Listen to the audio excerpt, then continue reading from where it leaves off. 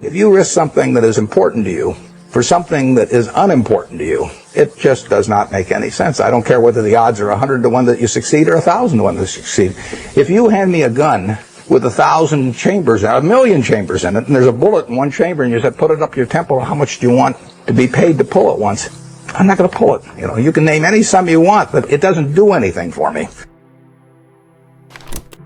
We'll always have problems. I mean, ever since I got out of school, I used to sell stocks. They'd always give me 10 reasons why you shouldn't buy them. And you've heard them all throughout your life.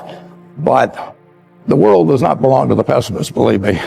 You're selling happiness, and it's, and having it at arm's length away is a big part of it. And the distribution system has been developed. It's the right formula, Muhtar, and it just has to be carried out with extreme diligence, enthusiasm, in every minute of the day. Picture Omaha in 1937. I was 7 years old, and no air conditioning, so the summers were hot and humid. People went out on their lawns at night just to try and cool off, and I got the idea that maybe I could sell them what you would call soft drinks and we called pop. So I went around to a bunch of gas stations, and in those days every gas station had a cooler, and it had a little opener on the side and something to catch all the bottle caps. So I went around and collected all the bottle caps for weeks at these various gas stations. I collected 8,000 of them. And then I sorted them all out. And I saw that they were Coca-Cola overwhelmed everybody else. They were these little silver-like ones in those days. And my grandfather had a grocery store, so I went to my grandfather and I said, how about giving me a deal on Coke so I can sell it around the neighborhood? And he sold me at the rate of 6 bottles for $0.25, and I went around and sold them for $0.05 each. And I sold out every time. I had no inventory, I had no receivables, I had the best business I ever had. Those are low return businesses.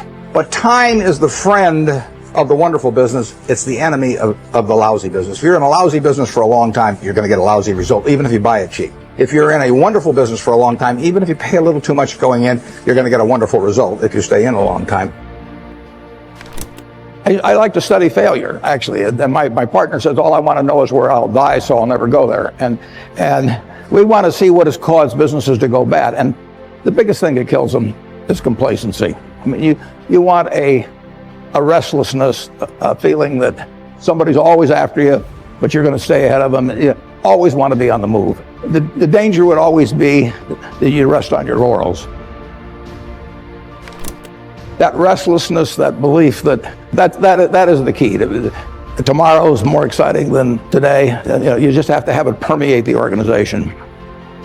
I mean, you really want your decision making to be by looking in the mirror and saying to yourself, I'm buying 100 shares of General Motors at 55 because. And I mean, it's your responsibility if you're buying it, and there's got to be a reason. And if you can't state the reason, you shouldn't buy it. If it's because somebody told you about it at a cocktail party, not good enough, That we stick to pretty carefully. That's one of the things Ben Graham taught me.